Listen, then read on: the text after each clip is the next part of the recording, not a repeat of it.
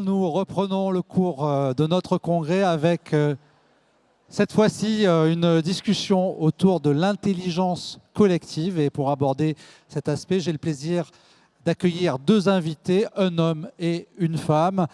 Elle a longtemps occupé des fonctions de communication et de ressources humaines au sein du groupe La Poste.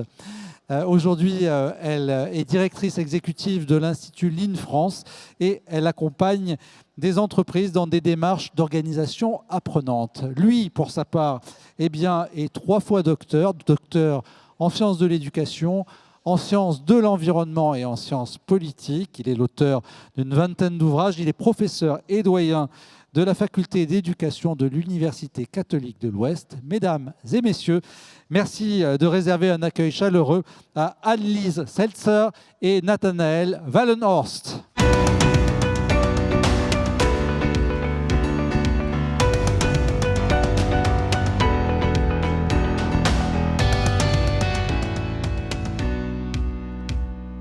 Merci beaucoup à vous deux d'avoir fait le déplacement à Saint-Malo. Alors avec vous, je l'ai dit, on va aborder cette question clé de l'intelligence collective, un des défis auxquels les chefs d'établissement sont confrontés quotidiennement. Comment est-ce qu'on fait pour additionner des intelligences individuelles et produire donc de l'intelligence collective, de l'intelligence qui soit réellement au service du collectif. Alors je vous propose, Anne-Lise Seltzer, d'ouvrir le bal. Vous avez piloté pendant 20 ans des projets de transformation managériale au sein de La Poste, où vous avez initié des démarches suivant une méthode que vous promouvez aujourd'hui auprès d'autres entreprises. Je veux parler du Lean. Alors, de quoi s'agit-il au juste? Est-ce que c'est une méthode? Est-ce que c'est une démarche? Est-ce que c'est une philosophie? C'est un peu tout ça et plein d'autres choses aussi. Alors peut-être une petite question à la salle, parce que je ne sais pas si parmi vous, certains connaissent cette démarche. Un petit sondage. Levez la main. Qui parmi vous connaît le Lean? Bon, vous voulez vraiment nous faire de la peine, Par alors, politesse, vous pourriez faire un effort quand même. Et la personne qui connaît donc doit peut-être pas l'associer immédiatement à l'apprentissage. Voilà. Alors le Lean, c'est quoi? En quelques mots. Alors, le Lean, c'est une démarche, un mode de raisonnement, une stratégie d'entreprise, une pratique qui part du terrain. Et ça, c'est vraiment ce qui est peut-être très différenciant par rapport à une démarche classique de management, parce que c'est aussi une démarche de management. C'est une démarche qui part du terrain et qui s'intéresse à ses clients, les produits ou les choses qui sont fabriquées, les services, et qui prend soin des équipes qui fabriquent ces produits. Pour faire très très simple, et je reviendrai peut-être un peu là-dessus juste après. Alors c'est une méthode, une philosophie, une démarche, une stratégie et plein d'autres choses encore qui est née dans le monde automobile. Absolument. Alors, si on revient à la genèse de cette démarche, ça vient de chez Toyota. Alors là, si je vous pose la question de si vous connaissez Toyota, je pense que j'aurai un peu plus de succès. Normalement, ça devrait être bon. Donc Toyota, ça ressemble à une entreprise automobile. C'est une entreprise automobile, mais ça fonctionne totalement différemment d'une entreprise automobile. C'est une entreprise japonaise initialement, qui a été fondée par Sakichi Toyoda et Kishiro Toyoda, dans les années 30. Ce qui est intéressant, si je reviens un tout petit peu en arrière, c'est que tout part d'un livre d'ailleurs, qui a été publié par un Anglais dans la fin du 19e, qui s'appelait Self-Help, et qui a été lu par Sakichi Toyoda, puisque c'est un livre qui a été traduit dans plein de langues et produit à 500 000 exemplaires à la fin du 19e. Le premier livre de développement personnel. Et donc Sakichi Toyoda, il était, lui, dans une entreprise de tissage. Alors si certains font de la couture, et je vois Sophie, peut-être que vous connaissez les machines Toyota, les machines de couture, qui sont vraiment le métier initial de cette famille. Et qui, avec déjà l'idée de comment on fait, parce qu'on va le retrouver dans cette démarche Lean, des bonnes pièces, quand on a un métier à tisser, comment on fait des bonnes pièces, quand on ne gaspille pas la soie, comment on ne gaspille pas du temps machine si une pièce est défectueuse, et comment on améliore sans cesse les conditions de travail des gens qui tissent. Donc il a été un grand inventeur de métiers à tisser, qui était de plus en plus automatique et de plus en plus productif aussi. Si bien que ce métier a été, la licence de ce métier a été achetée par les Anglais, et de l'argent de cette licence, le fils de Sakichi, qui était aussi ingénieur, a dit on va monter une entreprise automobile parce que c'est ça qui est aujourd'hui l'industrie de demain. Bon, ils ont monté tout ça. C'est des gens qui ont la passion du produit, ils savent monter, démonter toutes les voitures. Évidemment, ils ont pris la Deuxième Guerre mondiale sur la tête au sens propre. Et ils se sont retrouvés en sortie de la Deuxième Guerre mondiale avec une industrie à reconstruire. Ils sont donc allés voir les États-Unis qui étaient les maîtres en la matière et ils ont vu des chaînes de production énormes, une consommation énorme, voilà, tout ça. Et là, ils se sont dit, on n'a pas le début du moindre yen pour construire ça. Comment on va faire pour produire différemment des voitures ? Quel est notre seul capital ? Ce sont les équipes qui bossent avec nous. Comment on fait pour construire un autre système de production basé avec les hommes et les femmes qu'on a, beaucoup d'hommes, c'est clair. Et ils ont monté un système différent qui est basé sur l'apprentissage. Et c'est ça qui fait vraiment sa particularité et qui fait que tout est organisé dans l'entreprise, même encore aujourd'hui, pour apprendre sur le travail, en travaillant, apprendre à tous les niveaux de l'organisation, qu'on soit grand chef ou qu'on travaille sur la chaîne, apprendre à partir des problèmes qu'on rencontre, puisque chaque problème devient une opportunité d'apprendre. Chaque problème est quelque chose qu'on n'a pas su faire, qu'on a raté. Donc si on ne sait pas le faire, c'est comment on apprend à mieux faire la prochaine fois. Ça, c'est vraiment ça devrait être une règle d'or à l'école. Chaque problème est une opportunité d'apprendre. Et donc, on a ces employés et ces cadres qui sont dans une démarche d'amélioration continue. Il faut dire quand même qu'on est peut-être dans une démarche où les tâches sont moins standardisées, ou en tous les cas, on a peut-être un rayon d'action qui est plus large que ce qui se produisait sur les chaînes de montage chez Ford ou ailleurs à la même époque. Alors, oui et non. Oui et non. En fait, il y a plein de concepts qu'on connaît, qu'on nomme. On se retrouve à parler des mots comme dans le débat précédent sur qu'est-ce que l'intelligence. Un standard dans la version Toyota. Alors, j'ai oublié de vous dire que le Lean, c'est ceux qui utilisent la démarche de Toyota, mais en dehors de chez Toyota. Ça a été nommé comme ça par des universitaires qui ont nommé ça. Donc, en fait, Toyota fait du Toyota et les gens qui essayent de faire pareil font du Lean. Voilà. Et donc la notion de standard, par exemple, qui est très péjorative dans notre vision, dans nos représentations à nous, où on voit Charlie Chaplin sur les chaînes en train de visser, là, voilà, et ça nous semble terrifiant. Le standard chez Toyota, c'est carrément autre chose. C'est la meilleure façon de faire aujourd'hui et maintenant avec l'équipe qui est là. C'est-à-dire que puisque l'équipe s'est mise d'accord sur la façon de faire qui était la meilleure pour obtenir un résultat, c'est le standard de l'équipe. Donc s'il y a deux équipes, potentiellement il peut y avoir deux standards différents. Et du coup, c'est ce standard qu'on va améliorer grâce à l'environnement qui est mis en place pour apprendre. Alors si on sort de l'automobile, justement, dans quel type d'entreprise est-ce qu'on applique le Lean et comment ça se traduit concrètement ? Alors on en fait partout, ça ne veut pas dire que tout le monde en fait, mais on peut en faire dans tous les secteurs. Alors historiquement, ça vient de l'industrie automobile, donc ça a été surtout certaines entreprises industrielles ont essayé de le prendre. Mais maintenant, c'est dans tous les secteurs. Moi qui ne viens pas du monde de l'industrie, j'accompagne effectivement plutôt des équipes d'entreprises de services, de direction transverse ou de fonctions transverses dans les organisations. Et par exemple aussi un hôpital en ce moment. Donc vous voyez, c'est encore un autre univers que l'entreprise classique.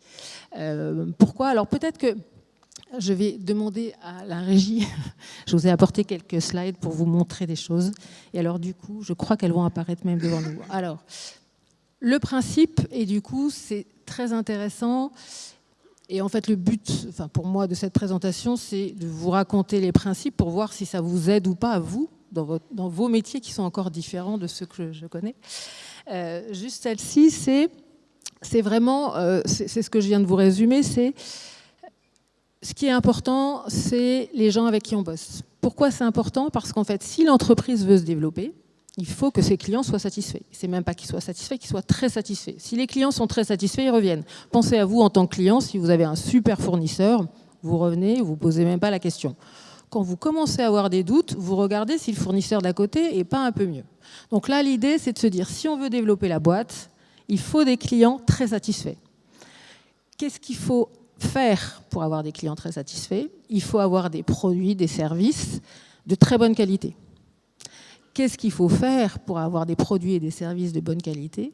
Il faut avoir des gens qui fabriquent les produits et services, qui sachent faire des produits de très bonne qualité. Et qu'est-ce qu'il faut faire du coup quand on est manager de ces équipes? Il faut faire en sorte que ces équipes soient les plus compétentes possibles et leur donner toutes les conditions pour bien faire leur métier. Et c'est ça qui est super important, c'est comment chaque jour, chaque manager accompagne ses équipes pour faire en sorte que les équipes soient dans des bonnes conditions pour faire un boulot de qualité. Donc ça concerne beaucoup le manager, ça concerne tout le monde. Ça repose sur la ligne managériale. C'est important parce que vous avez exclusivement des managers face à vous. Et alors le manager, il a le rôle de... alors évidemment, lui-même peut être le manager d'une équipe et être le collaborateur d'un manager. Enfin, tout ça est une chaîne. Voilà. Le manager, il a un rôle fondamental parce que c'est lui... Hop, excusez-moi, c'est moi qui ai appuyé sur le mauvais bouton. Voilà. C'est lui qui va poser la... Alors je vais passer celle-là parce que c'est pas ça que je vais vous montrer. Alors, on y reviendra peut-être après. Qui va poser tout le challenge pour l'équipe. Alors ça, je vous donne... C'est la modélisation du système d'apprentissage. Je vous l'ai fait en version originale japonais que je ne parle pas et avec quelques mots en anglais, mais je l'ai juste après en français. C'est cette modélisation qui est le système d'apprentissage et qui résume ce que je viens de vous dire, mais qui est un peu plus complexe. Vous voyez en haut, dans le toit de la maison, il y a la satisfaction des clients. La satisfaction des clients, quand on parle dans une entreprise classique, c'est voilà, les clients qui achètent le produit. Dans un hôpital, quand on commence à réfléchir avec cette grille qui est une boussole, évidemment, on parle plutôt de la satisfaction des patients. Ça veut dire quoi être un patient satisfait?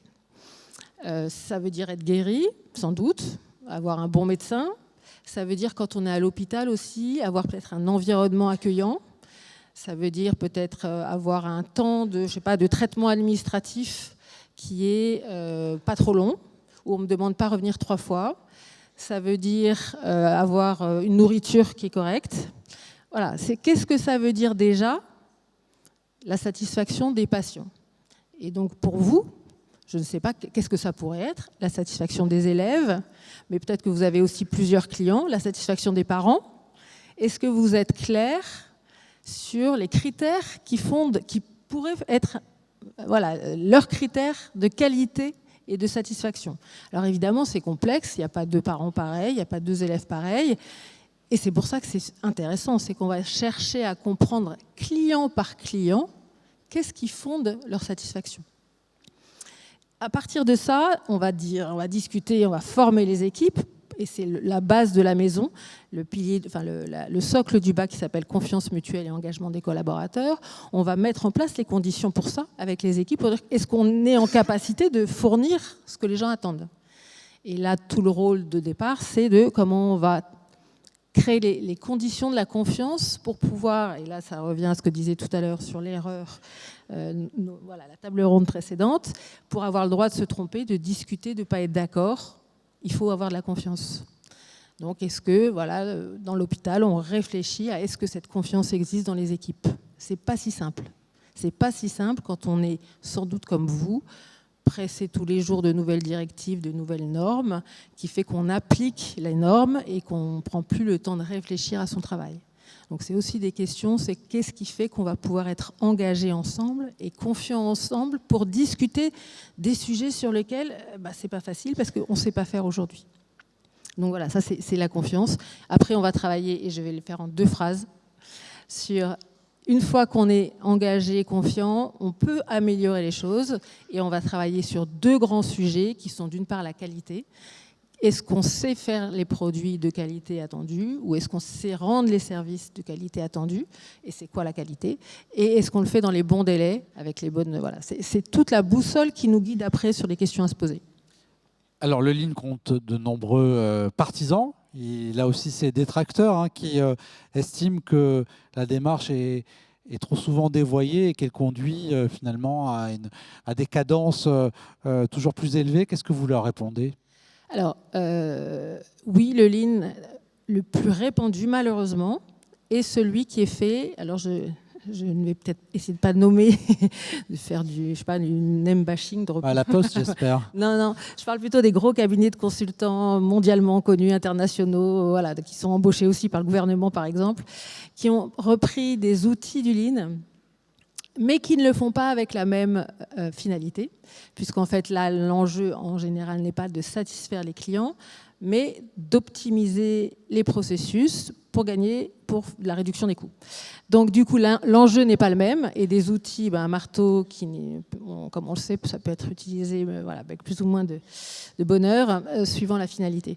Donc oui, il y a énormément de gens qui font du lean d'une manière dévoyée, et c'est vraiment, on essaye, nous, dans notre association, pour le coup, de diffuser le lean originel, celui qui vient de Toyota, qui est vraiment un système d'apprentissage où on développe les gens et non pas un système d'optimisation des processus. Donc un système qui est aussi accélérateur d'intelligence collective, si j'en crois le sous-titre de ce livre que vous avez co-rédigé, qui s'appelle « Apprendre à apprendre avec le Lean », publié aux éditions Erol.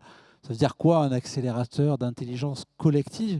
Et qu'est-ce que c'est que l'intelligence collective? Alors, je suis beaucoup moins diplômée en recherche que les prédécesseurs. Ce qui est sûr, c'est que puisque l'idée, c'est d'apprendre à chaque problème qu'on rencontre. Et on va apprendre sur deux registres. Alors, comme je disais, j'en ai mis plusieurs, c'est sur celle-là que je vais m'arrêter. L'apprentissage se fait à travers les problèmes. Il se fait à travers les problèmes et il a deux dimensions à chaque fois.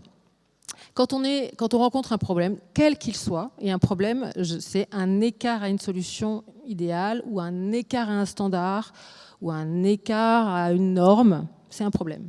Déjà, même de définir ça, c'est assez intéressant, parce que ça veut dire que quand on parle de problème d'organisation, ce n'est pas un problème en soi, puisqu'on ne sait pas quelle est la norme. Et donc, quand on parle d'intelligence collective, c'est parce qu'on va chercher à résoudre ce problème ensemble. On va chercher à résoudre le problème et ça va nous aider à apprendre individuellement sur l'aspect technique, sur l'expertise métier, et ça va nous mettre en relation avec d'autres. Donc, on rejoint là peut-être deux notions qu'on a vues dans la table ronde précédente, à la fois développer des nouvelles connaissances, mais à la fois se relier à d'autres personnes.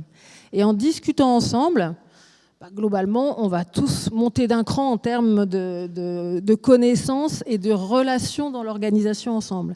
Si on fait ça 10 fois par an, chacun, qu'on est 500, vous voyez, ça fait 5000 problèmes résolus, ça fait autant de connaissances supplémentaires qui sont à mettre au crédit de l'organisation. Nathanaël Wallenhorst, vous êtes donc doyen de la faculté d'éducation à l'UCO, à Angers. Est-ce que vous diriez qu'on est nécessairement plus intelligent à plusieurs? Bonjour. Un grand merci pour votre invitation, puis un merci tout particulier à Thierry Loiseau d'Angers pour son invitation. Alors, est-ce qu'on est plus intelligent à plusieurs? Ou à quelles conditions? J'espère. En même temps, on est confronté à une difficulté sans précédent aujourd'hui, avec une mise en péril aussi de l'habitabilité de la Terre pour l'ensemble de la vie humaine, si on prend les problématiques environnementales, écologiques. Et c'est aussi la résultante de l'ensemble des décisions qui ont été prises, qui se sont sédimentées au cours des dernières décennies, des derniers siècles, etc. Donc le moins qu'on puisse dire, c'est que Homo sapiens, cet homme sage, perspicace, etc., on peut douter aussi de cette sagesse, quoi, hein. Et ce que je veux dire derrière, c'est que si on ne se donne pas quelques cadres pour accompagner et structurer, orienter, organiser le déploiement de notre intelligence, le pire peut advenir, et on l'a vu au cours du XXe siècle tout particulièrement. Alors, je précise donc que vos recherches, votre champ de recherche se situe à la convergence de trois domaines: l'éducation, évidemment, le politique ou la politique, et l'environnement. Et on retrouve donc ce triple centre d'intérêt dans nombre de vos ouvrages qui traitent, je vous cite, des incidences éducatives et politiques de l'entrée dans l'Anthropocène. Alors peut-être quelques mots tout d'abord pour définir ce qu'est l'Anthropocène, un terme qu'on a entendu tout à l'heure, mais est-ce qu'on peut le rappeler? Oui, tout à fait. L'Anthropocène, c'est quoi? Alors bon, on va dire c'est un mot scientifique complexe, très bien. Ça renvoie ni plus ni moins à un moment du système Terre. Voilà. Aujourd'hui, on vit sur Terre.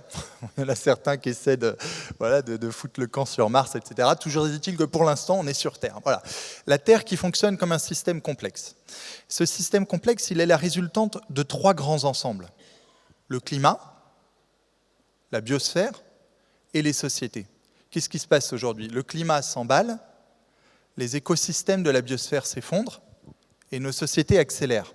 Et donc on est pris dans une espèce d'ouragan, de vortex entre accélération, emballement, effondrement. Et cette accélération-là, elle vient fragiliser les conditions d'habitabilité humaine de la Terre. Voilà. Alors on pourrait se dire, ah oui, voilà. Et ça va se passer quand? C'est en ce moment. Le délitement s'opère. Voilà.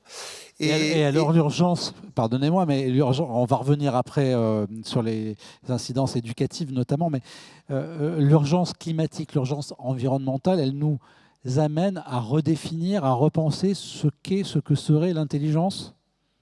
Donc, moi, effectivement, quelle que soit la thématique que je regarde, donc là, on parle d'intelligence, là, aujourd'hui, je la regarde avec un prisme, voilà, qui est ce prisme-là, ce prisme des conditions bioclimatiques qui permettent la vie humaine, voilà, tout simplement.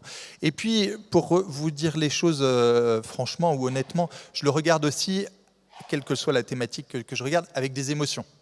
Et le fait d'avoir travaillé sur ces questions-là et d'avoir plongé, avoir été en immersion pendant des années à lire des articles scientifiques, des milliers d'articles scientifiques, ça a généré sur moi une véritable déflagration existentielle, c'est-à-dire de comprendre des savoirs dont j'ignorais l'existence, parce qu'ils sont très peu transmis en fait. En tout cas, moi je suis né en 1980 pour donner un ordre d'idée, donc à aucun moment ils ont été transmis, et encore aujourd'hui ils sont très peu présents dans les programmes scolaires. Et donc ça a généré une déflagration existentielle, c'est venu générer de la tristesse, de la colère, de la peur par rapport à l'avenir, etc. Voilà, je ne vais pas m'épancher sur mon petit cœur plus longtemps que ça, mais c'est pour vous dire, bon, voilà. Alors maintenant je prends la question. Est-ce que non, j'ai envie de rebondir sur ce que vous dites là, parce qu'une déflagration existentielle, est-ce qu'il faut avoir peur de ce qu'on raconte, de ce qu'on décrit quand on est face à des élèves, suivant leur âge? Qu'est-ce qu'on peut dire à des élèves d'école maternelle? Qu'est-ce qu'on peut dire à des élèves d'école élémentaire? Et ainsi de suite jusqu'au lycée, au post-bac. Et est-ce qu'on peut aussi jouer sur les émotions pour les amener à prendre conscience de la gravité de la situation à laquelle on fait face? Voilà, on va essayer d'être des pédagogues et non pas des démagogues. Hein. La première chose pour tisser le fil de l'intelligence, une intelligence, ça se mature, ça se construit en lien avec des étapes. Voilà, je ne vais pas reprendre les étapes de Piaget, etc., mais qui montrent ça, voilà, dans le développement de l'enfant, puis ensuite de l'adolescent, puis du jeune adulte. Donc bien sûr, les thématiques qu'on esquisse là juste très rapidement, cette question de la fragilisation de ce qui permet la vie humaine en société, etc. On ne va pas parler de ça à l'école maternelle, ni même à l'école primaire, ce serait quoi, et ni même au collège, j'ai envie de dire. Quand on n'est pas construit psychiquement pour porter ces thématiques-là, qui sont particulièrement anxiogènes, on ne va pas se désencombrer, nous, de nos problématiques d'adultes pour les charger les mômes. Voilà. Donc il y a des choses qui doivent se travailler étape par étape. Il y a une étape pour être en lien, mettre les mains dans la terre, être en lien avec la nature, etc. Et puis une autre étape pour comprendre, façonner l'esprit humain autour de la compréhension des systèmes complexes qui répondent autrement que les causalités linéaires, simples. Voilà. Et puis à un moment donné, de fait, on aborde les risques existentiels pour le développement des sociétés. Voilà. Est-ce que vous diriez qu'il y a une bonne et une mauvaise intelligence? Est-ce que finalement, vous diriez qu'il ne faut pas gâcher le peu d'intelligence dont on dispose pour des réflexions qui ne seraient pas tournées exclusivement vers la compréhension des phénomènes auxquels on fait face aujourd'hui? J'y vais un peu fort. Ouais, mais en même temps, je sais que vous n'êtes pas très loin de le penser. Donc, on ne va pas se mentir, la situation grave, elle est chaud tendue. Voilà. Et donc, du coup, il faut exercer, il faut mettre toute notre énergie pour la comprendre. Enfin, il faut aussi mettre de l'énergie pour vivre, pour être en relation, pour s'aimer, pour etc., etc. Bien sûr, voilà. Donc, on ne va pas devenir une espèce de robot, monomaniaque autour de la compréhension des conditions bioclimatiques d'existence, etc. Bon. Ce qui me semble important quand même de nommer par rapport à la question du développement, du déploiement de l'intelligence et de l'intelligence collective, elle a aussi été exercée pour déployer notre liberté. Dans la liberté, il y a plein de choses. Il y a des choses qui sont fabuleuses. L'exercice des libertés publiques, c'est fabuleux, c'est la préservation de la démocratie. La liberté de conscience, c'est ce qui permet à un moment donné à chacun d'avoir une espèce d'inviolabilité, désolé, les termes ne sont peut-être pas les bons, de sa conscience, de ce qu'il est, etc. Les libertés privées aussi, bien sûr, c'est ce qui se passe ici avec un congrès comme celui-là.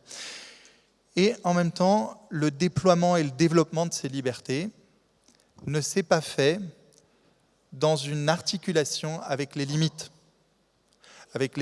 du système Terre qui permettent la vie humaine en société. Et aujourd'hui, un des enjeux de l'exercice de notre intelligence, c'est de retrouver une articulation qui soit beaucoup plus saine des libertés avec les limites, pour que le monde que nous connaissons, qui est certes en pleine transformation, etc., mais puisse continuer de supporter, de soutenir le déploiement et le développement des sociétés, pour que ni plus ni moins, on puisse continuer, j'ai presque envie de dire, si je devais faire la version peut-être mélodramatique, mais qu'on puisse continuer de s'aimer, ce qui fait qu'on peut aussi être en lien, attentifs les uns aux autres, etc. C'est aussi le prolongement d'une maîtrise des écosystèmes, de la capacité de dégagement d'excédents agricoles qui permettent à un moment donné, si on réfléchit aujourd'hui, c'est parce qu'on a déjeuné à midi, qu'on déjeunera ce soir, qu'on dînera ce soir, et ça c'est la résultante d'une maîtrise des écosystèmes, et ça il faut l'avoir à l'esprit, voilà. Merci. Alors avant d'entrer plus avant dans notre sujet, je voudrais qu'on donne de nouveau la parole à des enfants, à deux enfants que la vie a rendus particulièrement sensibles à la notion de différence. Regardez. Être intelligent pour moi, c'est s'adapter à des situations, savoir être tolérant, savoir prendre du recul dans certaines situations et des fois accepter certaines situations. Est-ce que, du coup, toi, tu te considères intelligent ? Je pourrais pas dire ça parce que c'est un petit peu prétentieux, donc je saurais pas dire. Enfin si, je suis intelligent, mais avec une certaine forme. On développe l'intelligence quand on essaye de s'intéresser aux choses. Pour moi, on est intelligent quand on essaye d'être curieux, en fait. La curiosité nous permet d'être intelligent et de connaître des choses. Parce qu'on apprend à connaître des personnes. On apprend à les apprécier. Et puis on accepte leurs différences. Et leur état d'esprit. Et aussi leurs pensées sur la vie. Voilà. Est-ce que toi, personnellement, tu te considères intelligente ? Non, j'irais normale. Parce que parfois, j'ai pas toujours réussi. Je suis quelqu'un de différent. Tout le monde est différent. Mais intelligent, ça veut pas dire être le plus intelligent. Ça veut dire tu sais quoi faire, tu sais comment vivre ta vie. Je trouve que je suis quelqu'un de normal, un peu bizarre. Est-ce que, selon toi, c'est l'école qui rend intelligent ? Non, c'est ta personnalité. Et comment tu es, comment tu vis ta vie, si tu t'aimes, si tu t'aimes pas, et comment tu réagis à tes émotions. D'après toi, qu'est-ce qui pourrait t'aider dans ta vie pour être encore plus intelligente ? Je pense que le plus grand besoin, c'est l'amour, s'aimer et avoir des capacités et les développer et savoir qui tu es vraiment. D'abord, il faut que tu t'aimes d'abord toi et que après les autres vont te redonner plus d'amour, mais l'important c'est s'aimer. C'est ça qui te rend l'intelligence.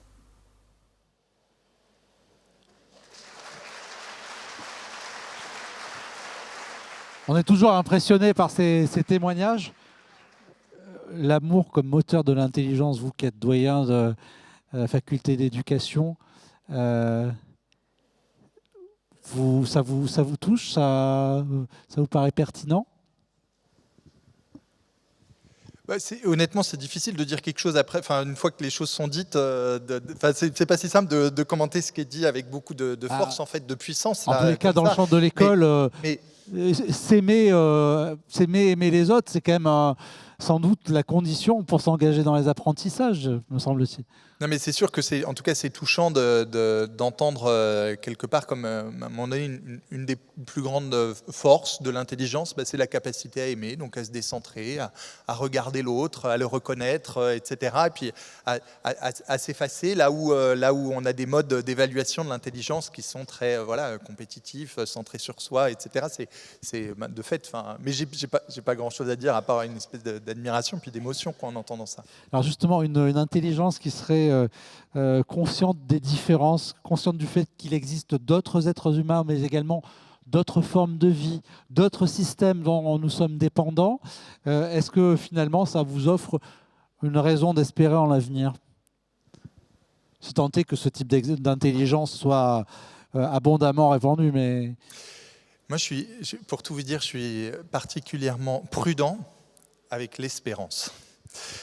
Surtout en contexte chrétien. Parce que c'est des rhétoriques qu'on mobilise beaucoup. Il me semble qu'un des enjeux les plus vifs du temps présent, c'est de faire advenir une espérance qui soit intellectuellement honnête, qui s'encastre dans le réel, qui ait une prise dans le réel, pour faire advenir des changements, des ruptures, des modifications qui soient réalistes et justes. Donc l'espérance, c'est absolument vital dans un contexte. Il y a plusieurs façons de regarder l'avenir. Si on regarde l'avenir comme le regardent les économistes, il doit y avoir plein d'agrégés en SES dans la salle, donc il faut que je fasse très attention à ce que je vais dire. Secrétaire général de l'enseignement catholique et économiste de formation. En fait, il y a des façons de regarder l'avenir où à un moment donné, on se dit « Ah oui, d'accord, en fait, il y a une projection qui ne s'encastre pas dans la matérialité biogéophysique du réel. » Voilà.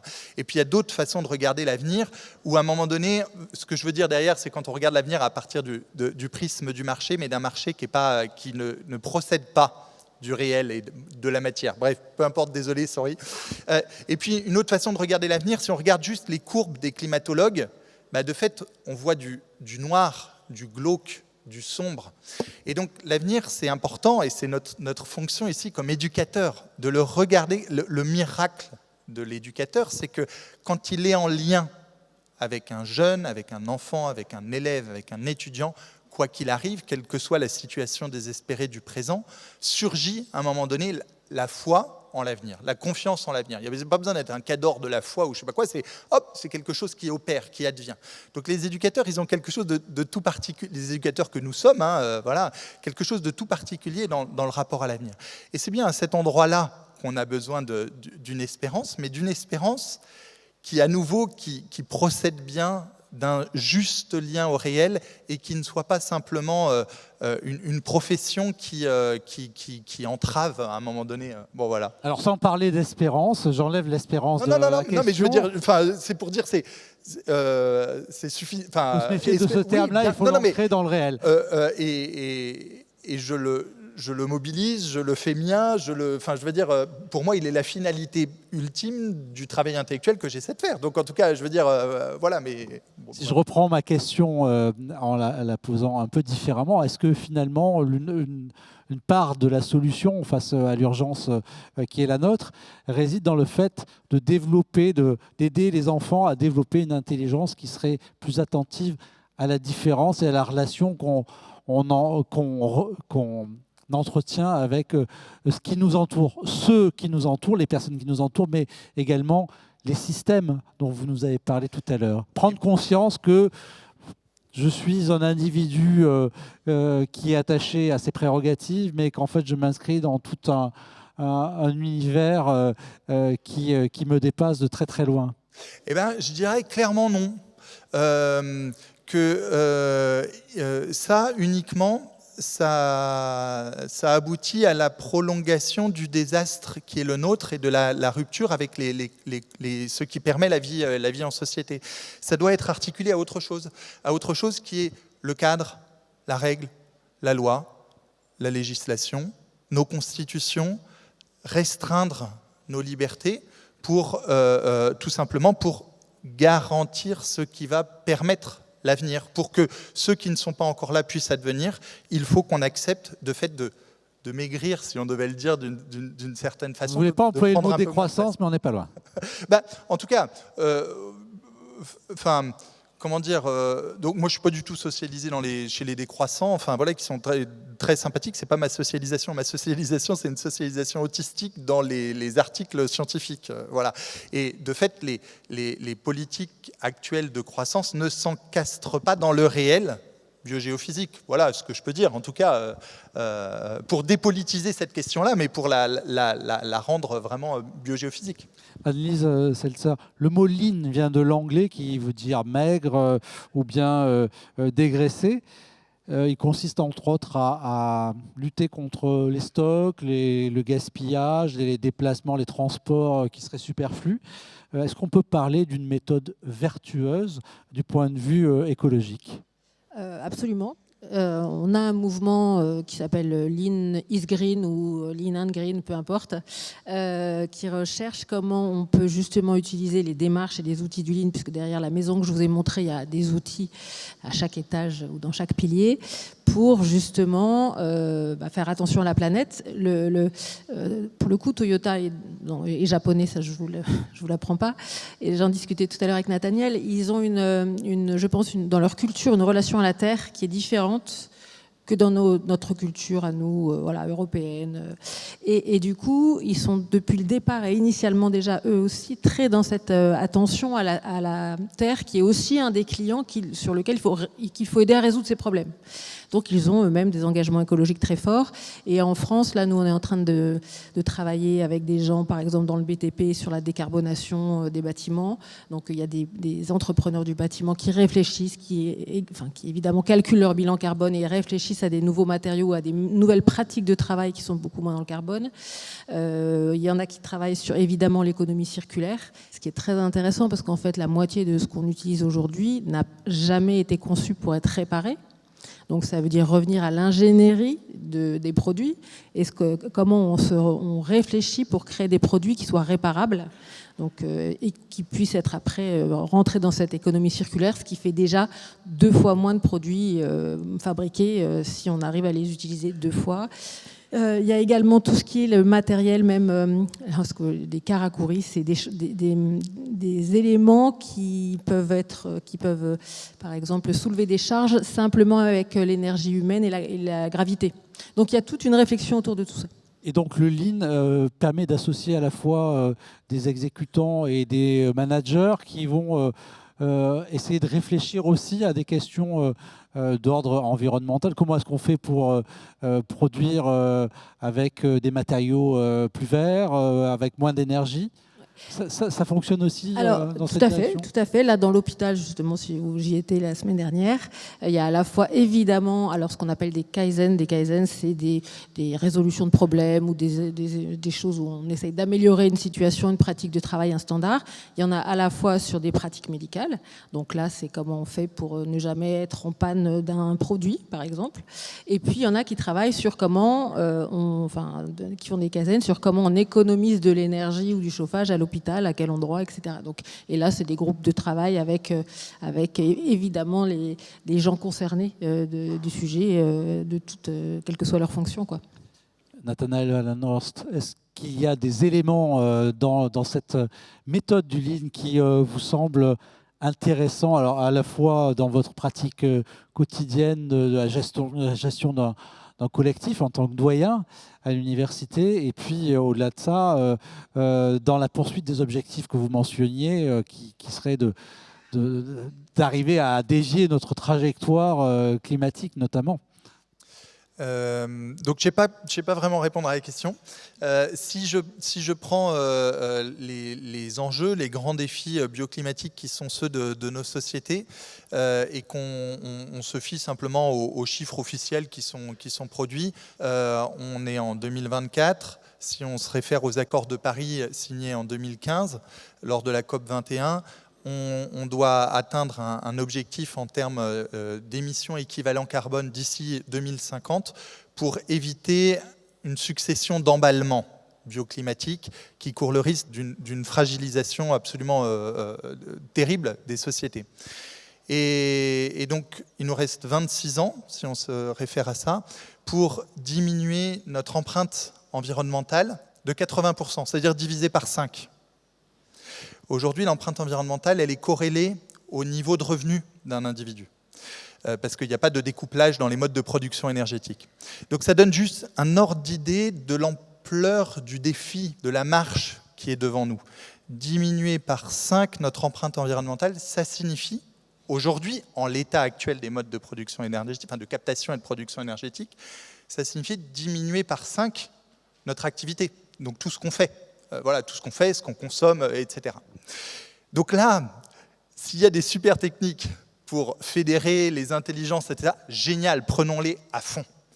Vous voyez bien que l'enjeu, il est du côté de la loi, que le système Terre est insensible à la communication politique, mais en revanche, il peut être sensible au droit, à ce qui va, dans nos constitutions, préserver les conditions bioclimatiques d'existence. Donc voilà, mon prisme, vous le voyez bien, il est plus juridique et politique que pédagogique et intellectuel, entre guillemets, enfin, ou en tout cas en référence à des modes de management. Voilà. Anne-Lise Seltzer, vous vouliez réagir? Oui, non, c'était juste pour dire que ce que je trouve moi passionnant dans cette démarche Lean, que je n'ai donc pas inventée, hein, donc je me la suis fait mienne, mais vous avez bien compris que c'est pas moi qui l'ai inventée, mais je trouve justement intéressante d'un point de vue... en fait, c'est qu'on essaye de comprendre le problème, de voir si on est d'accord sur le problème et non pas faire des combats de solutions sur des problèmes qui sont mal posés. Voilà. Et donc, du coup, je trouve que ce mode de raisonnement, que ça soit dans un hôpital, dans une entreprise, dans une école, n'importe où, et on le voit en politique aussi, c'est est-ce qu'on est encore capable de savoir de quel problème on parle, et quand on voit toutes les solutions qu'on nous déverse tous les jours, à tous les endroits. Hein. Tiens, demain, alors on en parlait hier soir à table, demain il faut faire du théâtre. On peut adorer le théâtre, mais c'est la solution à quel problème ? C'est une solution parmi d'autres, mais on n'a peut-être pas posé le problème. Et je trouve que dans même l'écologie, on est un peu là-dedans. Enfin, de toute façon, on a des tonnes de solutions, on ne sait même pas pour répondre à quel problème. Et c'est ça qui est vraiment intéressant, c'est comment on raisonne et on se remet d'accord sur le problème. Et après, on est assez intelligents tous pour peut-être trouver des solutions différentes au même problème. Alors, on va prendre des questions de la salle. Et une première question de Vivien Joby. Merci. On aurait pu dire une première question d'un monsieur au premier rang, hein, mais c'est pas... Oui, ma question s'adresse à madame. Justement, je rebondis sur votre dernier propos. Vous parlez du Lean. Quand on est chez Toyota, on est dans une entreprise homogène, intègre, avec... la possibilité de vivre non seulement des objectifs de production, de qualité, mais une culture aussi. Quand on est dans l'hôpital, c'est déjà un petit peu plus difficile. Il y a une autorité de tutelle, des normes, un certain nombre de choses.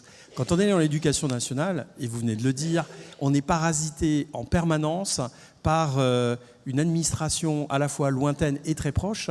Lointaine parce qu'on a un projet éducatif, on pourrait être autonome, on pourrait réfléchir ensemble avec toute l'équipe, trouver des solutions, grandir collectivement en intelligence, mais on est sans cesse parasité par le fait que tout l'appareil de l'éducation nationale et de plus en plus met la main sur ses enseignants, soit par des réformes, des programmes, des injonctions horaires, des conneries comme vous venez de celle de... Voilà, il y en a tous les jours. Est-ce que vous avez l'expérience, alors peut-être pas de l'éducation nationale, enfin d'une école, ou en tout cas de quelque chose qui s'en rapproche? Comment on peut articuler encore ce genre de développement avec cette contrainte extérieure et sur laquelle on n'a pas la main? C'est évidemment, je n'ai pas la solution, sinon je serais ravie de la partager avec vous.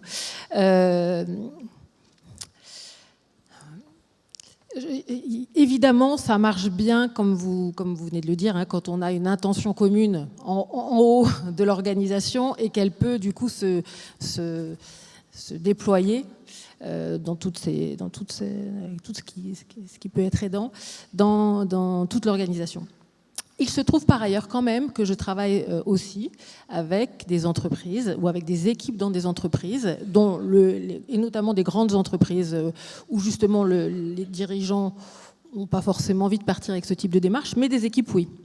Et donc on essaye quand même d'aller réfléchir sur qu'est-ce qui peut faciliter le travail de l'équipe grâce à ce mode de raisonnement du Lean, même si on sait que ça ne sera pas aussi performant que si toute l'organisation y était. Parce qu'évidemment, chaque équipe a des interactions avec les autres équipes, et si on ne travaille pas dans la même intelligence, on peut dire, voilà, c'est un peu facile, mais c'est plus compliqué. Donc oui, c'est pas facile quand on est un village gaulois au milieu qui reçoit plein de choses, mais il y a des choses possibles, et notamment, et là ça fait vraiment référence à la difficulté aujourd'hui d'apprendre, c'est la question du temps. Est-ce qu'on se donne du temps pour apprendre? Parce que c'est ça aujourd'hui. Plus aucune organisation ne prévoit le moindre temps pour apprendre. Or, on a besoin c'est pas lire un article, c'est pas lire un article qui fait qu'on apprend, c'est lire la somme d'articles que vous avez lus. Donc, c'est comment on essaye de se trouver du temps individuellement et collectivement. Déjà, c'est le point de départ pour réfléchir à qu'est-ce qu'on veut réussir, qu'est-ce qui nous empêche de réussir et comment on essaye de traiter un premier problème qui peut être d'ordre administratif et donc un peu plus à notre niveau local, mais qui va petit à petit, un problème puis un autre, puis un autre, puis un autre, un peu desserrer la contrainte ou la pression, parce que c'est ça qui vous tue tous, évidemment. Enfin, et dans l'hôpital, c'est la même chose. Eh bien, s'il n'y a pas d'autres questions, je vous propose qu'on arrête là notre discussion qui a été passionnante. Merci beaucoup à tous les deux. Merci à vous.